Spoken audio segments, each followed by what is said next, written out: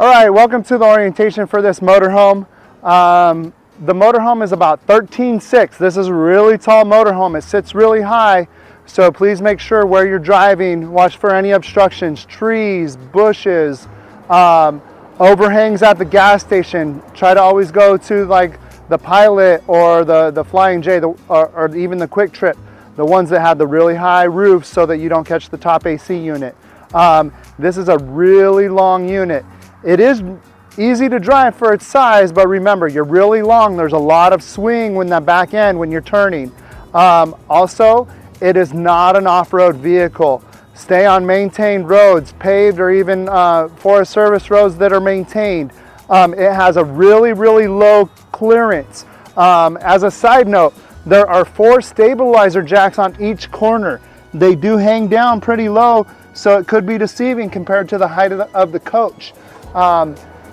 Maintained roads, don't go, and if you are going over any bumps, go nice and slow and steady so that it doesn't cause any undercarriage damage. Obviously, I'm overemphasizing this because it does occur and people are like, oh, I can make it. If you think for any reason, maybe, it's probably not a good place to be. And be very careful backing up, have somebody give you an extra set of eyes. Trees, bushes, boulders, they all pop out of the ground and out of nowhere that you can't see. It does have a backup camera, which is very helpful. The radio must be in the on position for the backup cameras to work. With that said, the radio is directly wired to the RV batteries, not to your ignition switch. So you do have to manually turn it on when you use it and turn it off when you're done using it. All right, so we got some things out of the way. We'll keep moving. I'll point out some of the low clearance on the other side for the side entry door. I can't emphasize enough that it is really, really long, but there's a lot of usable space on the inside. We do have a large slide out. It is the full length of the coach. Number 1, park as level as possible. It does have a leveling system. I'll go over it once we go on the inside.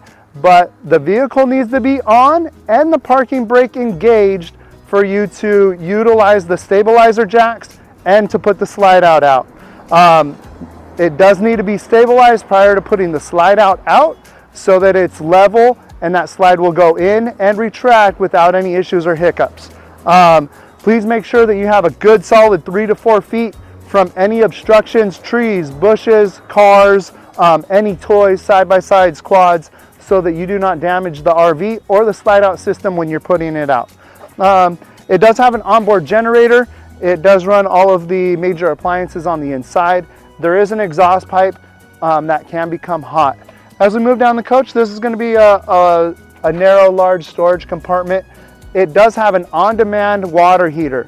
Not like the typical hot water heater that's a 5 or 6 gallon tank. This is an on-demand water heater and it runs off of propane. We'll go over the controls on the inside.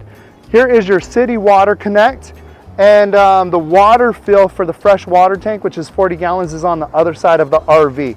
If you do plug in at the RV park, this is going to provide the water pressure to the inside. Anytime you are away from the RV, we recommend that you shut off all water, if it be the water pump or the water spigot at the RV park. The plumbing on the inside, it's just plastic pipe with crimped fittings. They can leak if there's too much water pressure, and at the RV park is usually where you can incur some of those problems. If you shut it off, you won't be coming back to a leak, if you know what I mean. We typically recommend that you utilize the water pump and run from the fresh water tank, because that is gauged for the correct water pressure for the inside plumbing if there happen to be a water pressure surge at the RV park. It does have an exterior shower. This is another storage compartment. As we move along, this is where our dumping station system is. You're going to have to open up this compartment. The sewer hose will be in a plastic bin stowed away in another compartment, but we have 2 valves. We have the black valve, which is the sewage, and we have the gray valve, which is the sink and dirty sink and shower water. So, and it also has a cap that is stored on the side. I just left it open. This does swivel up a little bit so that you can put that cap back on. This is just for convenience of when you're dumping so the flow goes down. It also has a tank flush valve.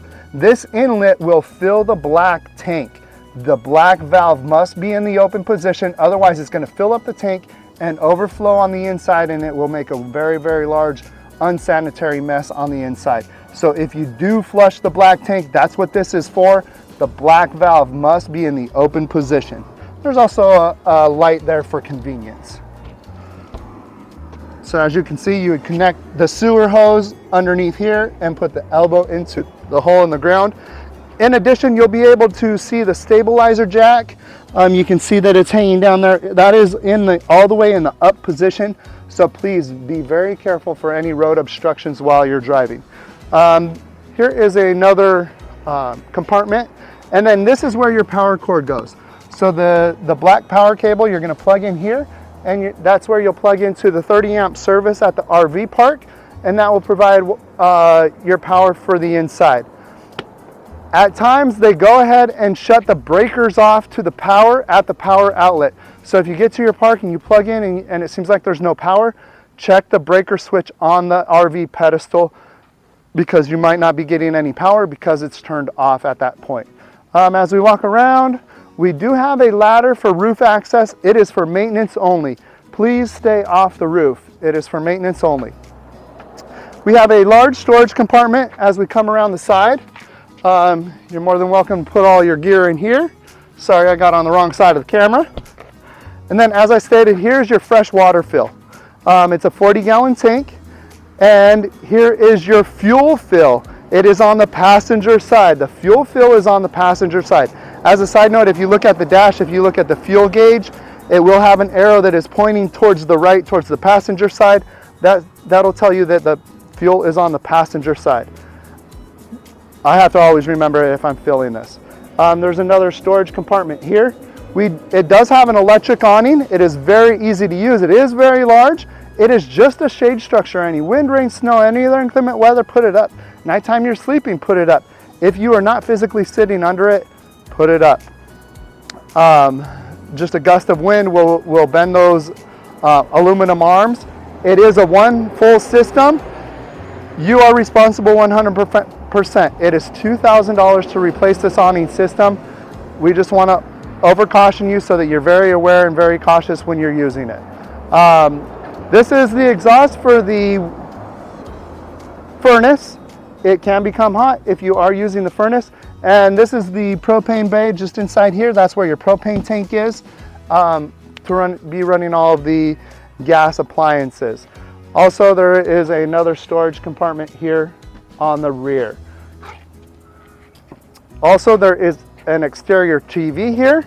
If you did want to watch TV, you can open that up and access that there. All of the remotes for the TV should be on the inside compartment, on the inside in a cabinet. Additionally, I wanted to point out that this sits lower than the regular level of the coach on the other side. This sits almost the same height as the leveling jacks. So if you are parallel parking, please be careful that you do not curb this portion. It will destroy that whole thing, and it's very expensive to go ahead and replace that fiberglass. Please be careful going over bumps or even parking next to a curb. I think that covers things on the outside. I might think of some things when we're going on the inside, but let's go take a look. All right, let's go over the internal inside controls of the motorhome. Right here we have a bank of switches. Most of them are labeled. We've got the awning switch, a light, a step light, a cargo light. Just so you know, when the cargo light is on, that turns on accessibility to all of the lamps that are inside compartments. And then they each have their own toggle switch. So this is a master switch to turn them all on or turn them all off. But inside the compartment, they might be manually turned off. So at the end of the day or whatever, you can make sure that you turned them all off if for whatever reason you had them on. And then these are just two additional lights. We have a battery disconnect switch. Make sure that it is pointing towards 3 o'clock. If it gets turned off for any reason, it's going to shut off all the power on the inside of the motorhome. It is just for a storage feature to help maintain the batteries. Keep it at the 3 o'clock on position during your stay. As we move up, we'll go to the main control panel here. Since there is a large slide out on this RV, it has a stabilizing system. This is the LCI electronic leveling. The vehicle needs to be on, the parking brake engaged for you to utilize this system. Park as level as possible before you start the system. You will turn it on. The system will blink a couple of times. Once it stops blinking, you can go ahead and hit auto. At that point, it will go ahead and auto level the system. Usually the front jacks drop down first and then the rear, so you kind of rock back and forth as it gets that leveling system until it squats level. It should reduce some of the wobble and wiggle once it is level. If you are not at a really good leveling position, the jacks will only extend so far. So park as level as possible from the beginning. The leveling system must be in the down position if you are going to utilize the slide out. Once it's down and stopped, the center green light will blink a couple of times and go solid, and that way you know it's done leveling. Then you can go ahead and do the slide out extend. Remember, vehicle on, parking brake engaged. Go ahead and extend. It'll push the slide out all the way out and stop once it reaches the edge. Same thing on retraction. The vehicle needs to be on, parking brake engaged. It should already be set up other than the ignition being turned on for when you return it. So go ahead, start the ignition. The parking brake should already be engaged. Retract the slide out system first. Once it's fully retracted, go ahead and hit the on switch for the slide out system. And there is an all jacks retract. So hit that button, it should bring them all up. And then you must do a visual inspection to make sure that all of them did come up. We do not want you driving away, bending or breaking any of those jacks. This system is very expensive. We're just over cautioning you so that we don't have any of those issues due to any failure inspection. So put the system up. It should go ahead and blink solid green here. After it blinks, it should go solid green. Sorry for the wording. And then do a visual inspection to make sure all of those stabilizer jacks are up. At that point, you should be able to roll. Okay, moving on. All right, now we're going to go over the generator and other controls on the control panel. To start the generator, you actually push down towards stop. It'll prime the pump. This red light will illuminate. At that point, you can press and hold towards start. It usually takes about 3 to 5 seconds to engage the motor. At that point, once it's fully engaged, it takes about 45 seconds to deliver power to the inside of the motorhome. We have our tank levels. We have propane, battery, fresh, black, and gray tanks, and that'll tell you the level of those tanks. These levels are just a guide or an estimate. They're not 100% accurate. If you know you dumped the tank and it's showing full, you know you dumped it, there's probably some moisture left in the tank. Then we have some tank heaters. We're in Arizona. We're not going to be in freezing temperatures. Do not use the tank heater switches. It'll just be wasting electricity and no need to warm the tanks. And then we have a water pump switch. Anytime you want water, you need to turn the water pump on. That'll give you the sink, shower, and toilet water. Turn it off when you're done. We usually recommend that you use it based off of use, on and off. Here is your thermostat for the front AC unit. It has a mode switch. You can cycle through fan, cool, and heat, and then you can adjust your temperature with the up and down arrows. All major appliances, AC, microwave, and any of the outlets, the generator needs to be on, or it needs to be plugged in to the power cord at the RV park. It does have a rear AC unit in the bedroom, and that has its own thermostat control as well. As we move along, we do have a refrigerator. It is a electric refrigerator. It is not propane. So the controls are right here on the top, and it has dual controls, one for the freezer box and one for the fridge box. You're going to turn it on, and then all right, moving forward, we have the dinette that can convert to a bed. There is a little lever here. You flip the lever over. 2 hands push the bed down. It'll rest along this rail. I recommend using 2 hands because of the spring mechanism in the back wall. Take the seat back cushions and put those to the middle. We also have a cab over bed. The ladder for the bed is in the bedroom compartment in the bedroom. Please use the ladder up and down, not the seat backs for the dinette, the captain's chairs, or the couch. The couch does fold into a jackknife style bed. lift up at the front and it'll lay flat. It does have these nice blinds. They're the circular ones. You just pull down and they'll go up, or you pull down and drop them down for these shades. They're actually really, really nice in this unit.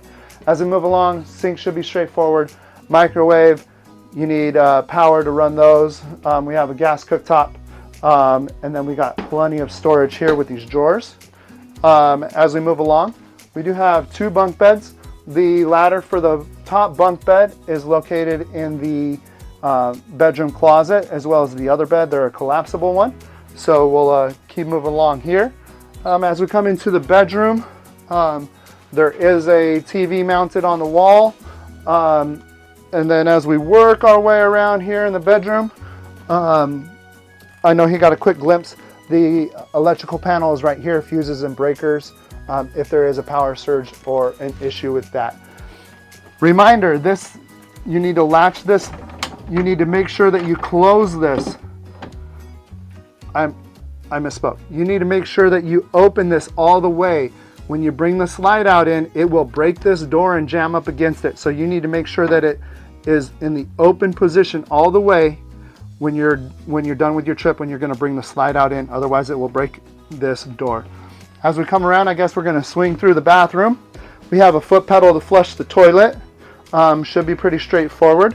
We have some controls here. We got a light switch, and then we have the GFCI. This is for the entire coach. So if you trip one of the GFCI outlets, the reset is right here. And then here's the on-demand water heater system for the on switch, and then you can set your temperature of the water. Inside the shower, it does have, make sure that you latch and unlatch the shower when you guys are in motion. And it does have, it doesn't want to open up on me. It does have a recirculating water. So it has this recirculating water switch so that you don't waste water trying to get hot water. So you can turn that into the recycle position. It'll cycle through the hot water, and then you can turn it on. And then there's also an on-off switch on top of the shower head. One last thing that we don't miss. We have the foot pedal. RV toilet paper only, no special wipes of any kind in the toilet, only RV toilet paper and waste, otherwise it will clog the tank. I'm going to have him come around real quick. There is the thermostat control right here around this corner for the overhead AC here in the bedroom. If you want, you can do a quick lap this way if that makes it easier for you. That pretty much covers the interior of this RV. If you have any questions specifically regarding this coach, we'll go over those at your pickup time. We look forward to seeing you soon.